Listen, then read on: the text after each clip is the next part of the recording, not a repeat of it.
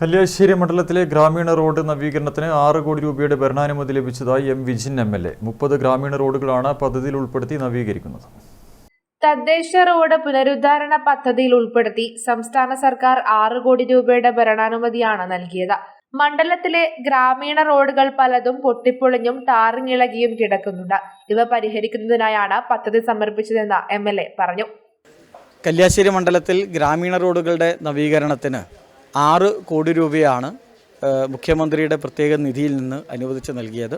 10 പഞ്ചായത്തുകളിൽ 3 റോഡ് വെച്ച് 30 റോഡുകൾ 6 കോടി രൂപയിൽ വളരെ വേഗതയിൽ ഏപ്രിൽ മാസത്തോടു കൂടി പൂർത്തീകരിക്കാനാണ് ഇപ്പോൾ തീരുമാനമെടുത്തിരിക്കുന്നത്.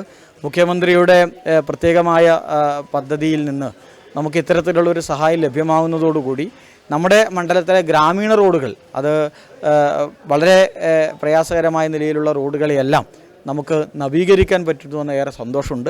കല്യാശ്ശേരി മണ്ഡലത്തിലെ PW റോഡുകളെല്ലാം മെക്കാഡൻ റോഡുകളാവുകയാണ്. അതിൻ്റെ പ്രവൃത്തി അവസാന ഘട്ടത്തിൽ നടന്നുകൊണ്ടിരിക്കുകയാണ്.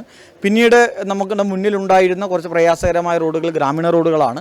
അത് ഈ 6 കോടി രൂപയും MLAയുടെ ആസ്തി വികസന ഫണ്ടും ഉപയോഗിച്ചുകൊണ്ട് പൂർണ്ണമായും നവീകരിക്കുന്നതിന് വേണ്ടിയുള്ള പദ്ധതികൾ, അതോടൊപ്പം ത്രിതല പഞ്ചായത്ത് സംവിധാനത്തിൻ്റെ ഫണ്ട് കൂടി വന്നാൽ നമുക്ക് ഗ്രാമീണ റോഡുകൾ പൂർണ്ണമായും നമുക്ക് നവീകരിക്കാനും മികച്ച നിലയിൽ ഗതാഗത യോഗ്യമാക്കാനും പറ്റും എന്ന് തന്നെയാണ് കാണുന്നത്.